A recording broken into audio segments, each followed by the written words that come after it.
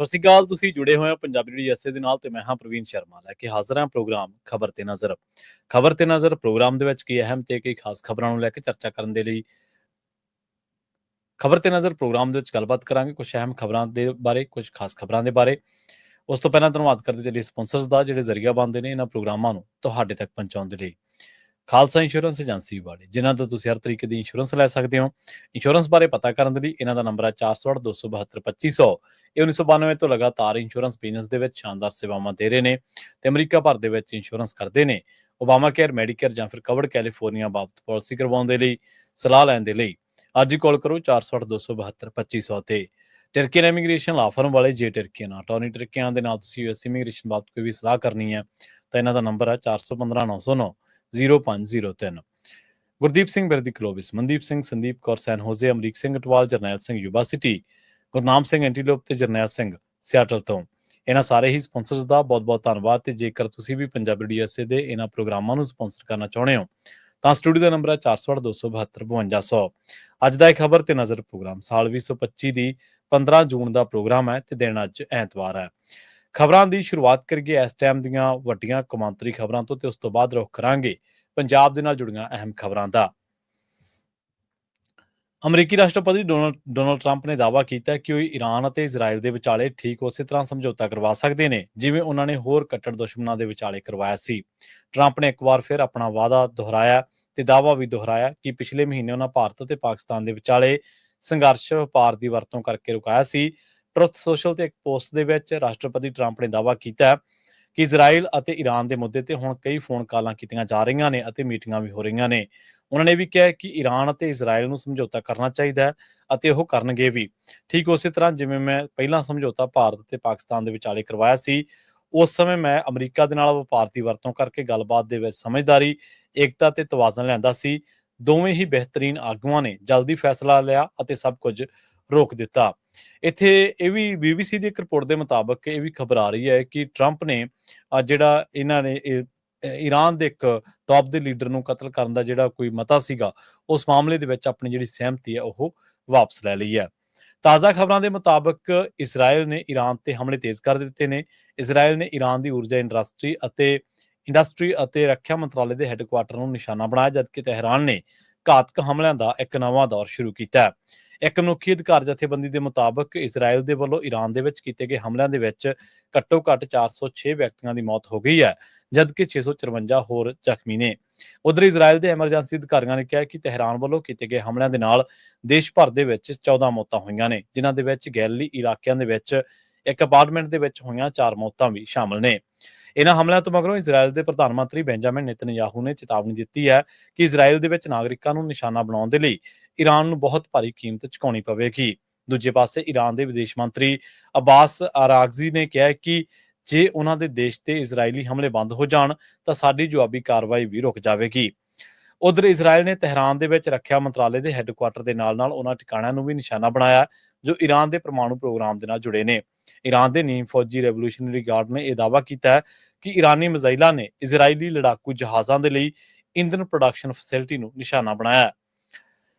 Israel ਨੇ ਹਾਲਾਂਕਿ Iran ਦੇ ਇਸ ਦਾਅਵੇ ਬਾਰੇ ਅਧਿਕਾਰਤ ਤੌਰ ਤੇ ਕੋਈ ਟਿੱਪਣੀ ਤਾਂ ਨਹੀਂ ਕੀਤੀ। ਅਧਿਕਾਰੀਆਂ ਦੇ ਦੱਸਣ ਦੇ ਮੁਤਾਬਕ ਮੱਧ ਇਜ਼ਰਾਈਲ ਦੇ ਵਿੱਚ ਹੋਏ ਹਮਲਿਆਂ ਦੇ ਵਿੱਚ 14 ਜਣੇ ਮਾਰੇ ਗਏ ਨੇ ਅਤੇ 390 ਜ਼ਖਮੀ ਨੇ। ਇਜ਼ਰਾਈਲੀ ਅੰਕੜੇ ਦੇ ਮੁਤਾਬਕ ਈਰਾਨ ਨੇ 270 ਤੋਂ ਵੱਧ ਮਿਜ਼ਾਈਲਾਂ ਦਾਗੀਆਂ ਨੇ, ਜਿਨ੍ਹਾਂ ਦੇ ਵਿੱਚੋਂ 22 ਮਿਜ਼ਾਈਲਾਂ ਦੇਸ਼ ਦੀ ਅਤੀ ਆਧੁਨਿਕ ਬਹੁਪੱਧਰੀ ਹਵਾਈ ਸੁਰੱਖਿਆ ਨੂੰ ਸੰਨ ਲਾ ਕੇ ਹਮਲਾ ਕਰਨ ਦੇ ਵਿੱਚ ਕਾਮਯਾਬ ਰਹੀਆਂ ਨੇ। ਦੋਵੇਂ ਮੁਲਕਾਂ ਦੇ ਵਿਚਾਲੇ ਟਕਰਾਅ ਦੇ ਦਰਮਿਆਨ ਈਰਾਨ ਅਤੇ ਅਮਰੀਕਾ ਦੇ ਵਿਚਕਾਰ ਤਹਿਰਾਨ ਦੇ ਪਰਮਾਣੂ ਪ੍ਰੋਗਰਾਮ ਬਾਰੇ ਯੋਜਨਾਬੱਧ ਗੱਲਬਾਤ ਰੱਦ ਕਰ ਦਿੱਤੀ ਗਈ ਹੈ। ਵੱਧਦੇ ਅਗਲੀ ਖਬਰ ਦੇ ਵੱਲ ਤੇ ਰੁਖ ਕਰਦੇ ਹਾਂ ਗਾਜ਼ਾ ਦਾ। ਗਾਜ਼ਾ ਪੱਟੀ ਦੇ ਵਿੱਚ ਇਜ਼ਰਾਈਲ ਅਤੇ ਅਮਰੀਕਾ ਦੇ ਸਮਰਥਨ ਵਾਲੇ ਖੁਰਾਕ ਵੰਡ ਕੇਂਦਰਾਂ ਦੇ ਨੇੜੇ ਹੋਈ ਗੋਲੀਬਾਰੀ ਦੇ ਵਿੱਚ ਘੱਟੋ ਘੱਟ 8 ਫਲਸਤੀਨੀ ਮਾਰੇ ਗਏ ਨੇ ਅਤੇ ਦਰਜਨਾਂ ਹੋਰ ਜ਼ਖਮੀ ਦੱਸੇ ਗਏ ਨੇ।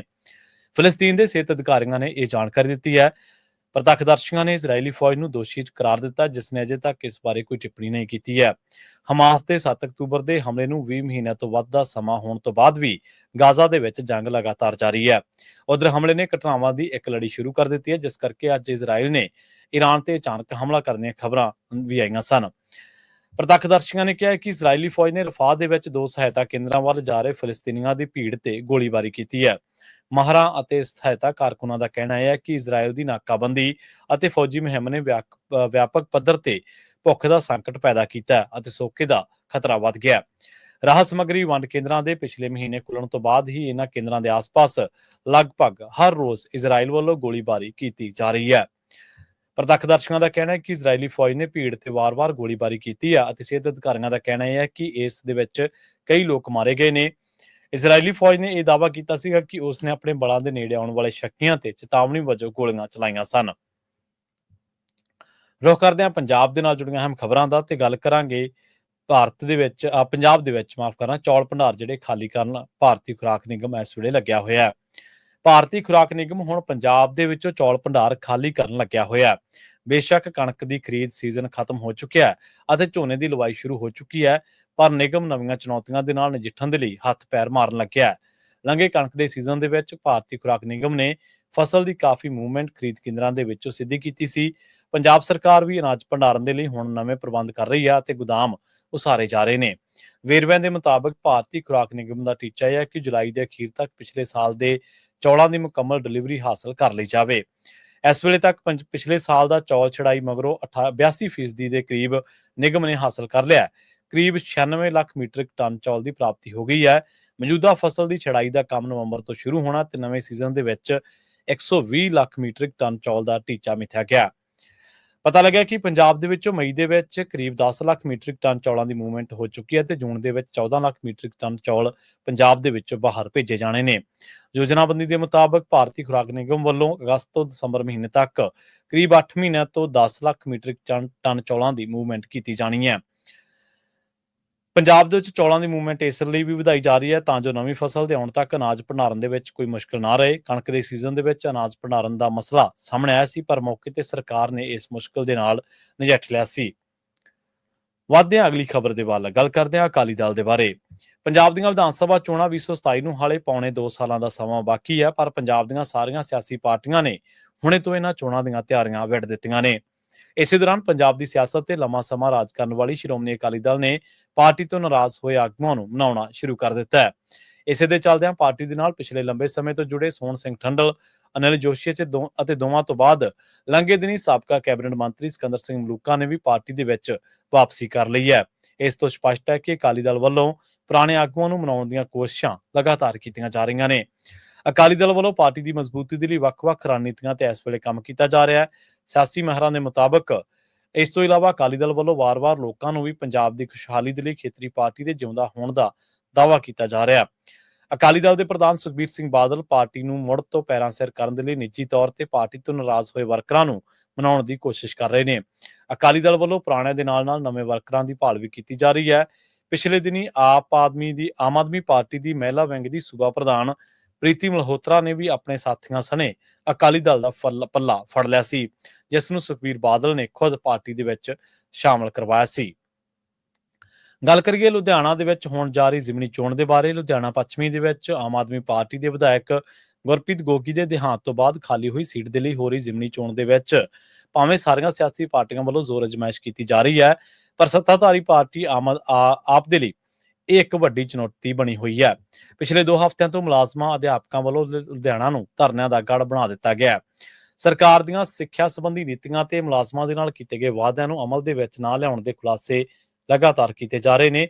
1 ਜੂਨ ਤੋਂ ਹੀ ਕੰਪਿਊਟਰ ਅਧਿਆਪਕ ਯੂਨੀਅਨ ਨੇ ਮੰਗਾਂ ਦੇ ਲਈ ਸੂਬਾ ਪ੍ਰਧਾਨ ਗੁਰਵਿੰਦਰ ਸਿੰਘ ਦੀ ਅਗਵਾਈ ਦੇ ਹੇਠ ਆਪ ਦੇ ਉਮੀਦਵਾਰ ਸੰਜੀਵ ਅਰੋੜਾ ਦੀ ਲੁਧਿਆਣਾ ਪੱਛਮੀ ਦੀ ਰਿਹਾਇਸ਼ ਦੇ ਸਾਹਮਣੇ ਸੂਬਾ ਪੱਧਰੀ ਮਾਰਚ ਕੀਤਾ ਗਿਆ। ਇਸੇ ਤਰ੍ਹਾਂ 5 ਜੂਨ ਨੂੰ ਕੰਪਿਊਟਰ ਅਧਿਆਪਕ ਸੰਘਰਸ਼ ਕਮੇਟੀ ਦੇ ਬੈਨਰ ਹੇਠ ਕੰਪਿਊਟਰ ਅਧਿਆਪਕਾਂ ਵੱਲੋਂ ਰੋਸ ਧਰਨਾ ਲਾਇਆ ਗਿਆ ਤੇ ਬਾਅਦ ਦੇ ਵਿੱਚ ਆਪ ਉਮੀਦਵਾਰ ਅਰੋੜਾ ਦੇ ਦਫ਼ਤਰ ਤੱਕ ਰੋਸ ਮਾਰਚ ਵੀ ਕੱਢਿਆ ਗਿਆ। ਅਧਿਆਪਕ ਵੀ ਮੰਗਾਂ ਪੂਰੀਆਂ ਨਾ ਹੋਣ ਕਰਕੇ ਪਰੇਸ਼ਾਨ ਨੇ। ਇਸੇ ਤਰ੍ਹਾਂ 8 ਜੂਨ ਨੂੰ AIDS control EMPLOYEES welfare association ਵੱਲੋਂ ਸਰਕਾਰ ਦੇ ਵਿਰੁੱਧ ਪ੍ਰਦਰਸ਼ਨ ਕੀਤਾ ਗਿਆ। ਇਸੇ ਦਿਨ ਹੀ ਐਸੋਸੀਏਟ ਅਧਿਆਪਕ ਸਿੱਖਿਆ ਪ੍ਰੋਵਾਈਡਰ ਫਰੰਟ ਪੰਜਾਬ ਵੱਲੋਂ ਵੀ ਸੰਕੇਤਕ ਰੋਸ ਪ੍ਰਦਰਸ਼ਨ ਕੀਤਾ ਗਿਆ। ਇਸੇ ਦਿਨ ਤੀਜਾ ਰੋਸ ਧਰਨਾ ਮੁੜ ਬਹਾਲ ਕੱਚੇ ਅਧਿਆਪਕ ਯੂਨੀਅਨ ਪੰਜਾਬ ਦੀ ਅਗਵਾਈ ਦੇ ਹੇਠ ਲਾਇਆ ਗਿਆ ਸੀ। ਇਹਨਾਂ ਦਾ ਦੋਸ਼ ਹੈ ਕਿ ਸਰਕਾਰ ਵੱਲੋਂ ਸੰਘਰਸ਼ ਨੂੰ ਦਬਾਉਣ ਦੇ ਲਈ ਯੂਨੀਅਨ ਆਗੂਆਂ ਤੇ ਕਥਿਤ ਝੂਠੇ ਪਰਚੇ ਦਰਜ ਕੀਤੇ ਜਾ ਰਹੇ ਨੇ। ਇਸ ਮੌਕੇ ਐਸੋਸੀਏਟ ਪ੍ਰੀ ਪ੍ਰਾਇਮਰੀ ਅਧਿਆਪਕ ਯੂਨੀਅਨ ਦੀ ਅਗਵਾਈ ਹੇਠ ਲਾਏ ਗਏ ਰੋਸ ਧਰਨੇ ਦੇ ਵਿੱਚ policy for welfare of ad hoc contractual temporary teacher ਅਤੇ ਹੋਰ ਮੁਲਾਜ਼ਮਾਂ ਨੇ ਪ੍ਰਦਰਸ਼ਨ ਕੀਤਾ। 10 ਜੂਨ ਨੂੰ ਬੇਰੁਜ਼ਗਾਰ ਕੋਵਿਡ-19 ਮੈਡੀਕਲ ਅਤੇ ਪੈਰਾਮੈਡੀਕਲ ਵਲੰਟੀਅਰਾਂ ਵੱਲੋਂ ਪ੍ਰਦਰਸ਼ਨ ਕਰਕੇ ਪੱਕੇ ਕਰਨ ਦੀ ਮੰਗ ਕੀਤੀ ਗਈ। ਇਸੇ ਦਿਨ ਦੂਜਾ ਧਰਨਾ 3704 ਅਧਿਆਪਕ ਯੂਨੀਅਨ ਵੱਲੋਂ ਕੀਤਾ ਗਿਆ। ਮਗਰੋਂ 11 ਜੂਨ ਨੂੰ ਡੈਮੋਕ੍ਰੈਟਿਕ ਟੀਚਰਸ ਫਰੰਟ 6635 ETT ਅਧਿਆਪਕ ਯੂਨੀਅਨ, 4161 ਮਾਸਟਰ ਕਾਡਰ ਯੂਨੀਅਨ ਅਤੇ ਹੋਰ ਸੰਘਰਸ਼ੀ ਜਥੇਬੰਦੀਆਂ ਦੇ ਸਾਂਝੇ ਸੱਦੇ ਤੇ ਸੂਬਾ ਪੱਧਰੀ ਪ੍ਰਦਰਸ਼ਨ ਕੀਤਾ ਗਿਆ। ਦੱਸਿਆ ਜਾ ਰਿਹਾ ਕਿ ਇਸੇ ਦਿਨ ਹੀ ਆਦਰਸ਼ ਸਕੂਲ ਟੀਚਿੰਗ ਨਾਨ ਟੀਚਿੰਗ ਮੁਲਾਜ਼ਮ ਯੂਨੀਅਨ ਨੇ ਵੀ ਰੋਸ ਮੁਜ਼ਾਹਰਾ ਕੀਤਾ। 12 ਜੂਨ ਨੂੰ 4161 ਮਾਸਟਰ ਕੇਡਰ ਯੂਨੀਅਨ, 13 ਜੂਨ ਨੂੰ ਮਾਸਟਰ ਕੇਡਰ ਅਧਿਆਪਕ ਯੂਨੀਅਨ ਅਤੇ ਸਰਵ ਆਂਗਣਵਾੜੀ ਵਰਕਰਾਂ ਅਤੇ ਹੈਲਪਰਾਂ ਵੱਲੋਂ, 14 ਜੂਨ ਨੂੰ ਪੰਜਾਬ ਅਤੇ ਚੰਡੀਗੜ੍ਹ ਕਾਲਜ ਟੀਚਰ ਯੂਨੀਅਨ ਵੱਲੋਂ ਵੀ ਪ੍ਰਦਰਸ਼ਨ ਕਰਕੇ ਸਰਕਾਰ ਦੇ ਵਿਰੁੱਧ ਆਪਣਾ ਰੋਸ ਪ੍ਰਗਟਾਇਆ ਗਿਆ ਸੀ। ਰਾਜਸੀ ਮਹਿਰਾਂ ਦਾ ਕਹਿਣਾ ਇਹ ਹੈ ਕਿ ਜ਼ਿਮਨੀ ਚੋਣ ਦੇ ਵਿੱਚ ਮੁਲਾਜ਼ਮ ਅਧਿਆਪਕ ਵਰਗ ਵੱਲੋਂ ਲਾਏ ਗਏ ਰੋਸ ਧਰਨੇ ਤੋਂ ਜਾਪਦਾ ਹੈ ਕਿ 2027 ਵਿਧਾਨ ਸਭਾ ਚੋਣਾਂ ਜਿੱਤਣਾ ਆਪ ਦੇ ਲਈ ਕਿਸੇ ਚੁਣੌਤੀ ਤੋਂ ਘੱਟ ਨਹੀਂ ਹੈ। ਅਗਲੀ ਗੱਲ ਕਰਦੇ ਹਾਂ ਕਮਲ ਕੌਰ ਦੇ ਕਤਲ ਕੇਸ ਦੇ ਬਾਰੇ।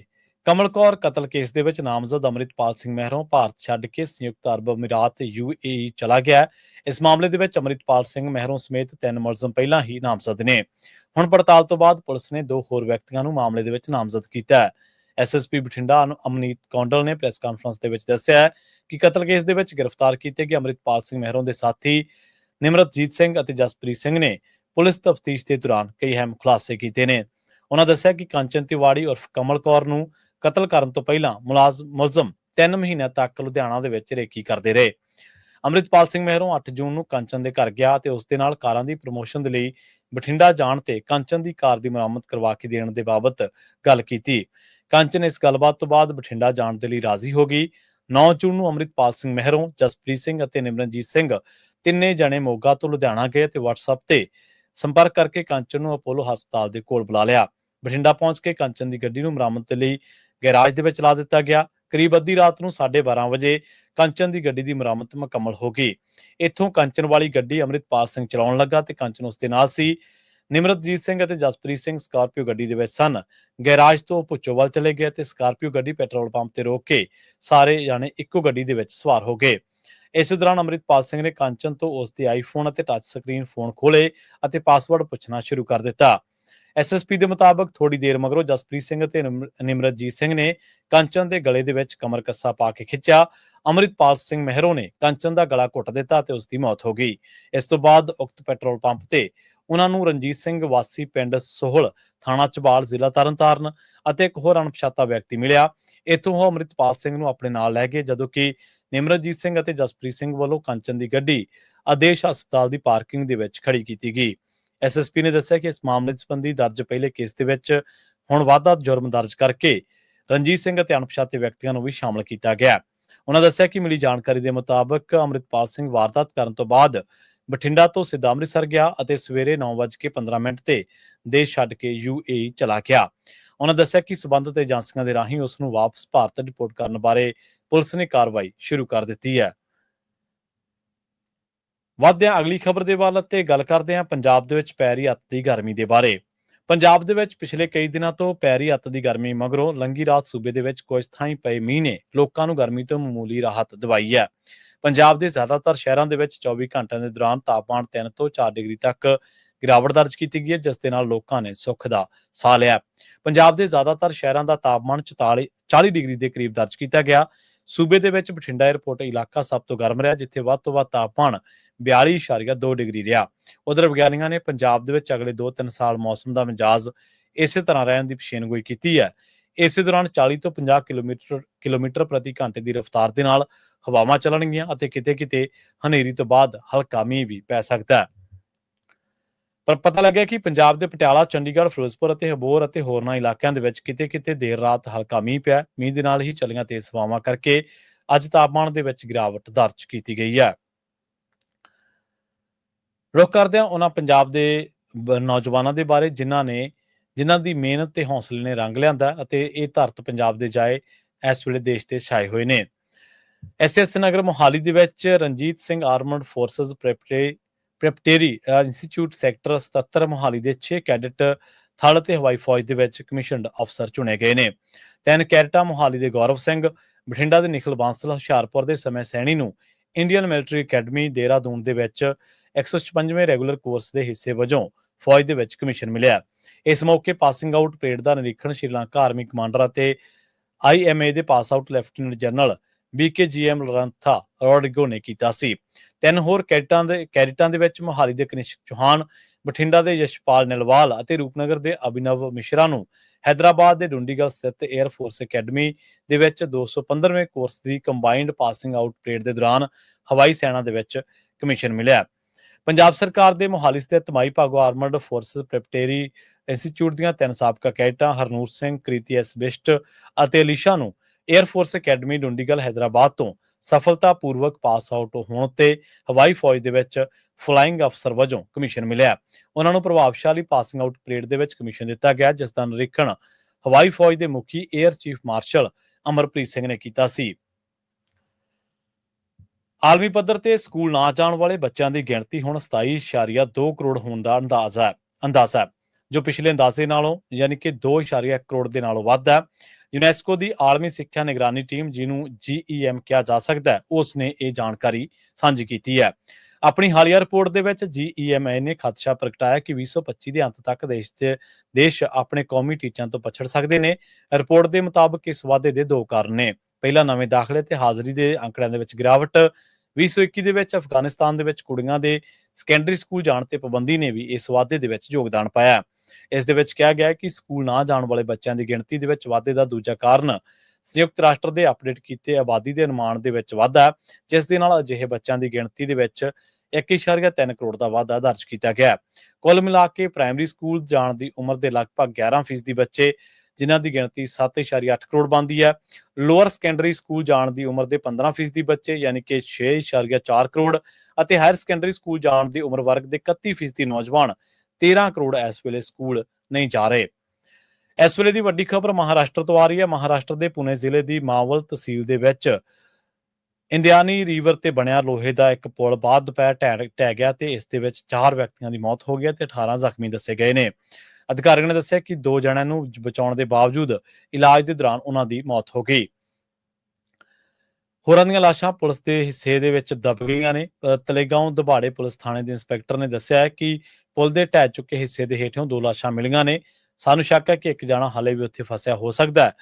ਵਿਅਕਤੀਆਂ ਦਾ ਪਤਾ ਲਗਾਉਣ ਅਤੇ ਉਹਨਾਂ ਨੂੰ ਬਚਾਉਣ ਦੀਆਂ ਕੋਸ਼ਿਸ਼ਾਂ ਲਗਾਤਾਰ ਜਾਰੀ ਨੇ।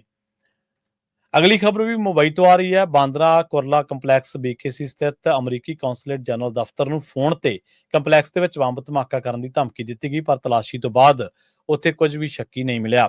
ਪੁਲਿਸ ਨੂੰ ਇਹ ਜਾਣਕਾਰੀ ਮਿਲੀ ਸੀ। BKC ਪੁਲਿਸ ਦੇ ਅਧਿਕਾਰੀਆਂ ਨੇ ਦੱਸਿਆ ਕਿ ਕੌਂਸਲੇਟ ਜਨਰਲ ਆਫ ਦਫ਼ਤਰ ਨੂੰ ਇੱਕ ਅਣਪਛਾਤੇ ਵਿਅਕਤੀ ਦਾ ਫੋਨ ਆਇਆ ਸੀ, ਜਿਸ ਦੇ ਵਿੱਚ ਕੰਪਲੈਕਸ ਦੇ ਵਿੱਚ ਧਮਾਕਾ ਕਰਨ ਦੀ ਧਮਕੀ ਦਿੱਤੀ ਗਈ ਸੀ। ਉਹਨਾਂ ਦੱਸਿਆ ਕਿ ਪੁਲਿਸ ਨੇ ਜਾਣਕਾਰੀ ਮਿਲਦੇ ਹੀ ਬੰਬ ਨਕਾਰਾ ਕਰਨ ਵਾਲੇ ਦਸਤੇ ਦੀ ਟੀਮ ਮੌਕੇ ਤੇ ਭੇਜੀ ਸੀ। ਤਲਾਸ਼ੀ ਦੇ ਦੌਰਾਨ ਕੁਝ ਵੀ ਸ਼ੱਕੀ ਨਹੀਂ ਮਿਲਿਆ। ਗੱਲ ਕਰਦੇ ਹਾਂ ਪਹਿਲਗਾਮ ਦੀ। ਦੱਖਣੀ ਕਸ਼ਮੀਰ ਦੇ ਪਹਿਲਗਾਮ ਦੇ ਵਿੱਚ ਅੱਤਵਾਦੀ ਹਮਲੇ ਦੇ ਵਿੱਚ 26 ਵਿਅਕਤੀਆਂ ਦੀ ਮੌਤ ਤੋਂ ਤਕਰੀਬਨ 2 ਮਹੀਨੇ ਬਾਅਦ ਸੈਰ ਸਪਾਟਾ ਕਾਰੋਬਾਰ ਹੌਲੀ-ਹੌਲੀ ਲੀਹ ਤੇ ਆਉਣ ਲੱਗਿਆ ਅਤੇ ਈਦ ਦੀਆਂ ਛੁੱਟੀਆਂ ਮਗਰੋਂ ਸਥਾਨਕ ਲੋਕ ਅਤੇ ਪੰਜਾਬ ਦੇ ਕੁਝ ਲੋਕਾਂ ਨੇ ਵੀ ਵਾਦੀ ਦੇ ਵਿੱਚ ਆਉਣਾ ਸ਼ੁਰੂ ਕੀਤਾ। ਈਦ ਦੇ ਤੀਜੇ ਦਿਨ ਵਾਦੀ ਦੇ ਹੋਰ ਹਿੱਸਿਆਂ ਤੋਂ ਵੱਡੀ ਗਿਣਤੀ ਕਸ਼ਮੀਰੀ ਪਹਿਲਗਾਮ ਪੁੱਜੇ, ਜਿਸ ਦੇ ਨਾਲ ਸੈਰ ਸਪਾਟਾ ਵਪਾਰ ਦੇ ਨਾਲ ਜੁੜੇ ਲੋਕ ਕਾਫੀ ਖੁਸ਼ ਸਨ। ਸ਼੍ਰੀਨਗਰ ਦੇ ਇੱਕ ਨੌਜਵਾਨ ਨੇ ਦੱਸਿਆ ਕਿ ਅਸੀਂ ਹਰ ਸਾਲ ਪਹਿਲਗਾਮ ਜਾਂਦੇ ਹਾਂ, ਭਾਵੇਂ ਉੱਥੇ ਸੈਲਾਨੀਆਂ ਦੀ ਭੀੜ ਹੋਵੇ ਜਾਂ ਨਾ। ਇਸ ਵਾਰ ਵੀ ਕੁਝ ਵੱਖ ਨਹੀਂ ਸੀ, ਹਾਲਾਂਕਿ ਇਸ ਵਾਰ ਸਾਡਾ ਸਤਿਕਾਰ ਜ਼ਿਆਦਾ ਕੀਤਾ ਗਿਆ। ਸ਼੍ਰੀਨਗਰ ਦੀ ਸਿਵਲ ਲਾਈਨਜ਼ ਖੇਤਰ ਦੀ ਵਸਨੀਕ ਅਲੀਲਾ ਜਾਨ ਨੇ ਕਿਹਾ ਕਿ ਇਸ ਵਾਰ ਸੇਵਾਵਾਂ ਦੇਣ ਵਾਲਿਆਂ ਦਾ ਸਥਾਨਕ ਲੋਕਾਂ ਪ੍ਰਤੀ ਰਵੱਈਆ ਵੱਧ ਦੋਸਤਾਨਾ ਹੈ। ਪਿਛਲੇ ਸਾਲਾਂ ਦੇ ਵਿੱਚ ਅਜਿਹਾ ਨਹੀਂ ਸੀ, ਜਦੋਂ ਵੱਡੀ ਗਿਣਤੀ ਦੇ ਵਿੱਚ ਸੈਲਾਨੀ ਇੱਥੇ ਆਉਂਦੇ ਸਨ। ਵਧੇਰੇ ਸੈਲਾਨੀ ਇਸ ਗੱਲ ਤੋਂ ਖੁਸ਼ ਨੇ ਕਿ ਉਪ ਰਾਜਪਾਲ ਮਨੋਜ ਸਿਨਹਾ ਨੇ ਪਹਿਲਗਾਮ ਦੇ ਵਿੱਚ ਪਾਰਕ ਖੋਲ੍ਹਣ ਦਾ ਫੈਸਲਾ ਕੀਤਾ ਹੈ। ਟੂਰਿਸਟ ਹੱਟ ਦੇ ਮਾਲਕ ਮੁਹੰਮਦ ਇਸਹਾਕ ਨੇ ਕਿਹਾ ਕਿ ਪਿਛਲੇ 10 ਦਿਨਾਂ ਦੇ ਅੰਦਰ ਹੋਰ ਰਾਜਾਂ ਤੋਂ ਵੀ ਕੁਝ ਸੈਲਾਨੀ ਪਹਿਲਗਾਮ ਪੁੱਜਣੇ ਸ਼ੁਰੂ ਹੋਏ ਨੇ। ਇੱਥੋਂ ਦੇ ਲੋਕਾਂ ਦੀ ਰੋਜ਼ੀ ਰੋਟੀ ਜਿਹੜੀ ਚੱਲਦੀ ਆ, ਉਹ ਸੈਲਾਨੀਆਂ ਦੇ ਸਿਰ ਤੋਂ ਚੱਲਦੀ ਹੈ। ਉਹਨਾਂ ਨੇ ਕਿਹਾ ਕਿ ਜ਼ਿਆਦਾਤਰ ਸੈਲਾਨੀ ਪੰਜਾਬ ਤੋਂ ਆਏ ਨੇ। ਉਹ ਨਿਰਾਸ਼ ਸਨ ਕਿਉਂਕਿ ਉਹ ਪਹਿਲਗਾਮ ਦੀ ਖੂਬਸੂਰਤੀ ਦਾ ਆਨੰਦ ਨਹੀਂ ਲੈ ਸਕੇ, ਜਿਸ ਦੇ ਲਈ ਉਹ ਮਸ਼ਹੂਰ ਹੈ। ਇਸ ਦੇ ਨਾਲ ਹੀ ਪੰਜਾਬੀ ਖਬਰਾਂ ਦੇ ਇਸ ਬੁਲੇਟਿਨ ਦੇ ਵਿੱਚ ਹੁਣ ਤੱਕ ਲਈ ਬਸ ਇੰਨਾ ਹੀ। ਮੈਨੂੰ ਪ੍ਰਵੀਨ ਸ਼ਰਮਾ ਨੂੰ ਇੱਥੇ ਦਿਓ ਇਜਾਜ਼ਤ। ਜੁੜੇ ਰਹੋ ਪੰਜਾਬੀ ਰੇਡੀਓ USA ਦੇ ਨਾਲ। ਤੁਹਾਡਾ ਸਾਰਿਆਂ ਦਾ ਬਹੁਤ ਬਹੁਤ ਧੰਨਵਾਦ। ਸਤਿ ਸ੍ਰੀ ਅਕਾਲ।